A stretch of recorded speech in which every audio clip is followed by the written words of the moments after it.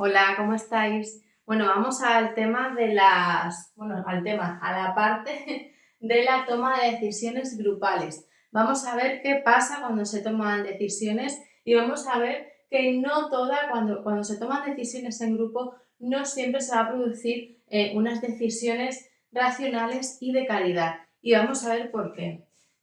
Cuando hay unas reglas de decisión, cuando necesitamos concebir ideas novedosas, se suele utilizar la tormenta de ideas. Imaginaos que estamos en una mesa y vamos a debatir cómo hacer un experimento. Necesitamos una idea final, pues ¿qué hacemos? Que todos los participantes que estamos en la mesa, pues vamos diciendo nuestras ideas, lo que nosotros pensemos, todos, pues vamos diciendo ideas y después se intenta coger pues la más generalizada o bueno, vamos a ir viendo. Cuando es necesario concebir ideas novedosas, se suele emplear la técnica de tormenta de ideas que va a corresponder a dos principios. El aplazamiento del juicio, que quiere decir que va a separar la generación de ideas de su evaluación. Primero se van a generar ideas y luego ya se evaluará, pero no se va a evaluar en el momento en el que estamos generando esas ideas. Y la cantidad estimula la calidad. Quiere decir que cuanto más ideas haya, pues de mayor calidad van a ser estas incluso la decisión final. Algunas investigaciones cuestionan la eficacia de esta técnica de tormenta de ideas debido a varias razones. A un bloqueo de la producción, los integrantes del grupo deben esperar su turno para expresar sus propuestas, lo que obstaculiza la producción y articulación de ideas. Apresiona la evaluación, hace que personas se autocensuren y no se expresen abiertamente por miedo a ser evaluadas. Y holgazanería social pues lo que lleva a algunos miembros a dejar de generar ideas, pues que lo haga, como somos varios aquí, bueno, pues que lo haga el de al lado y yo no genero ideas. Holgazanería social. Esta técnica vamos a ver unas reglas que utilizan los grupos para tomar decisiones. ¿Cómo llegar a esa decisión final? Pues vamos a ver qué reglas se utilizan. La unanimidad, ¿vale? Unanimidad. Todos deben estar a una, todos deben de estar de acuerdo. Conduce a decisiones de mayor calidad que, por ejemplo, que la de la mayoría gana, que la vamos a ver ahora, y obliga a los miembros a intercambiar más información. La mayoría gana es la posición preferida por más de la mitad de los miembros. O sea, la mayoría gana pues en cuanto hay un poquito más de la mitad que decidan que haya más personas que hayan decidido esa postura, pues la mayoría gana, eso ya lo conocemos todos, ¿no? Se suele optar por esta cuando no hay una solución clara, como ocurre en juicios de opinión. Pues no está claro, pues lo que diga la mayoría y ya está. La mayoría de 2/3, pues la posición defendida por al menos 2/3 del grupo. Y la verdad gana. Es que si alguien demuestra inequívocamente cuál es la decisión correcta durante la discusión grupal, los demás miembros la validan y la asumen. O sea, si estamos discutiendo algo y yo tengo una verdad absoluta y lo demuestro, pues al final esa va a ser la decisión. Estas reglas difieren en cuanto a la rigurosidad y distribución de poder de los integrantes del grupo, ¿vale? No van a ser más rigurosas o menos y más distribuidas o menos, depende de cada una de ellas. Vamos a ver la polarización grupal. Vamos a ver el estudio de Stoner, qué estudio hizo y cuáles fueron sus resultados. Stoner, en su estudio, hizo que participantes leyeran dilemas que contenían opciones de distinto nivel de riesgo. Primero los participantes evaluaban las opciones y elegían una de ellas, pasando a discutirlas después con otras personas, llegando a un consenso final. El participante elegía una de las opciones y después se discutía y se llegaba a un consenso. Los resultados fueron que los grupos tendían a recomendar opciones levemente más arriesgadas que las elegidas en la fase individual previa a la discusión grupal. Yo previamente, de forma individual, elegía una opción con un nivel de riesgo más bajo que cuando la elegía en grupo, que elegía una opción con un nivel de riesgo un poquito más alto. Este cambio hacia el riesgo se producía incluso después de mantener discusiones breves, aunque no fuera necesario alcanzar un consenso. Investigaciones posteriores descubrieron que el cambio hacia el riesgo no era constante. Ese cambio hacia el riesgo, cuando de forma individual no nos vamos a arriesgar tanto, pero cuando estamos en grupo nos arriesgamos más. Y ese cambio no lo hacemos de forma consciente. Moscovici y Zabajoni resolvieron estas discrepancias que había aquí y demostraron Moscovici y Zabajoni demostraron que el cambio hacia el riesgo y el cambio hacia la prudencia, que yo me arriesgue más o que yo me arriesgue menos, formaban parte de un fenómeno denominado polarización grupal. Que yo me arriesgue más o me arriesgue menos va a depender de la polarización grupal. Lo que hacía la discusión grupal, una discusión grupal que hace extrema las actitudes en el sentido ya predominante, antes de que ésta tuviera lugar.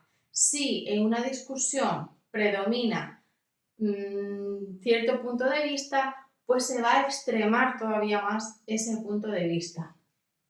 Por tanto, cuando la mayoría de los participantes tenían actitudes positivas hacia un objeto, la discusión grupal polarizaba esas discusiones en un sentido positivo.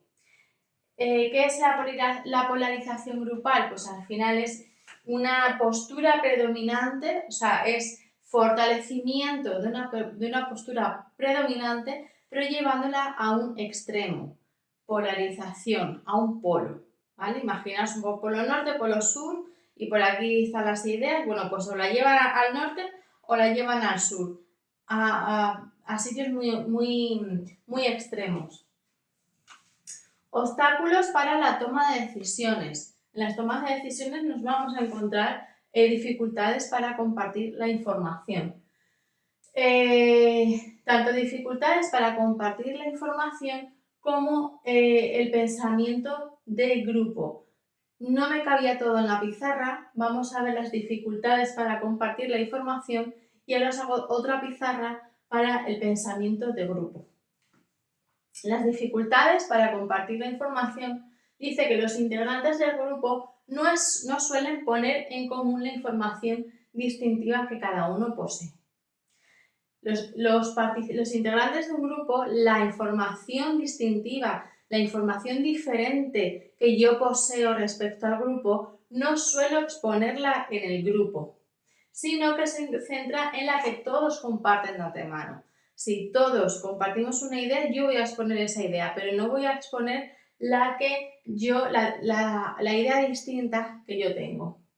Esta tendencia a hablar sobre la información compartida, cuando estamos en un grupo, intentamos hablar de información que compartimos todos, se acentúa cuanto mayor es el tamaño del grupo. Cuanto más grande es el grupo, más solamente se va a hablar de información que tenemos compartida. Steiser y Titus investigaron cómo discurría el flujo de la información compartida y no compartida dentro de los grupos mediante una tarea de selección de perfiles. Se crearon dos condiciones experimentales. En un perfil en el que se proporcionaba al grupo la información completa de los candidatos de manera pública, es decir, que a todos los integrantes del grupo se les ponía toda la información de todos los candidatos y de forma pública. Y en la segunda condición, cada miembro recibía en privado recibía un fragmento, un pequeñito trozo de información distinta sobre los candidatos, aunque también podían acceder a la información completa que le permitía seleccionar mejor candidato, solo si todos los miembros compartían con los demás la información que habían recibido. Había dos condiciones. Una en el que teníamos que elegir candidatos. Imaginaos, tenemos que elegir un candidato para un puesto de psicólogo en el centro tal. Bueno, tenemos que elegir candidatos. Pues al primer grupo se le daba toda la información de los candidatos de forma general, al grupo completo, sin ocultar nada, ¿vale? Toda la información a todo el grupo. De esa manera podían elegir mejor candidato porque sabemos toda la información de todos. En el segundo grupo solamente se le daba información privada, de forma privada a cada uno y se les daba fragmentos de información. Yo tengo un trocito de información, él tiene otro trocito de información, ella tiene otro trocito de información. Así es muy difícil elegir un candidato porque no sé la información de todos. Pero yo puedo, si todos los del grupo nos contamos ese pequeño fragmento de información, vamos recabando información y al final tenemos la información completa. ¿Qué pasó? Que un 83% de grupos asignados a la condición pública completa eligieron al candidato idóneo después de una discusión grupal. Los que sabían toda la información, pues un 83% eligieron al candidato grupal, o sea, al candidato idóneo después de una discusión. Sin embargo, en la segunda opción, en la segunda condición, en la que teníamos cada uno un fragmento, solamente el 18% va a elegir el candidato ideal. ¿Por qué? Porque no tenemos toda la información. ¿Y por qué no tenemos toda la información? Pues porque los integrantes del grupo no daban a conocer a los demás la información distintiva de la que disponían. Y estos son, pues algunas de las cosillas que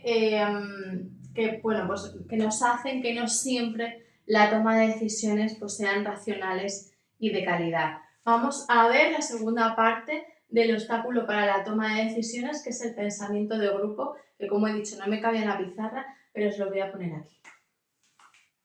Bueno, pues aquí tenemos la siguiente parte del obstáculo para la toma de obstáculos para la toma de decisiones y tenemos el pensamiento de grupo. Hemos visto la dificultad que hay cuando se comparte una información y vamos a ver lo que es el pensamiento de grupo. Presiones hacia la conformidad. A lo largo de la historia hemos visto pues, cómo grupos compuestos por personas intelectualmente destacadas pueden adoptar decisiones que acarrean resultados catastróficos.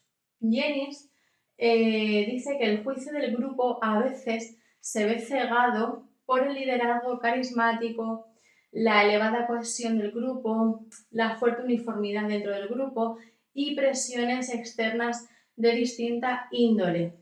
Jennings postula la existencia de un fenómeno llamado pensamiento de grupo. ¿Qué es ese pensamiento de grupo? Pues es un modo de pensamiento que emplean las personas cuando la búsqueda de consenso dentro de un grupo que es cohesivo se vuelve tan dominante que tiende a impedir la evaluación realista de cursos de acción alternativos. Nos cegamos tanto con el grupo, nos cegamos tanto con la adhesión al grupo que no vemos más allá. Eso es el pensamiento de grupo. Este pensamiento de grupo va a obedecer a tres causas.